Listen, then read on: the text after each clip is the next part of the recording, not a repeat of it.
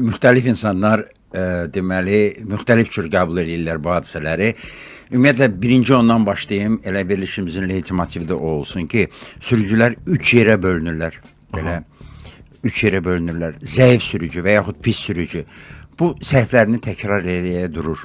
Heç cür səhvini deməli qəbul etmir. Hətta qəzaya düşəndə gəlib arxadan kimisə vurubsa, telefonla dostlarına deyir ki, maşınımı vurdular. Yəni heç cür səhvi qəbul etmir. Bu adamın axırı yoxdur. Yəni özündə günahı görmür. Bəli, bu adamın axırı yoxdur ona görə ki, insan əsas insanda nədir? Səhvini başa düşsün və onu təkrar eləməsin. Bax bu zəif sürücü və yaxud bunun ikinci adı pis sürücüdür. Səhvləri təkrar eləyir və eyni hadisələr dəfələrlə düşür. Bax belə insanlar var. İkinci tip deməli sürücülər yaxşı sürücülər və yaxud ağıllı sürücülər. Bunlar nə edirlər? Bunlar hadisəyə bircə dəfə düşürlər. Yəni çox diqqətli deyirlər hadisələrə qarşı və bircə dəfə düşəndə aha deyərək həmin hadisəyə daha düşmürlər.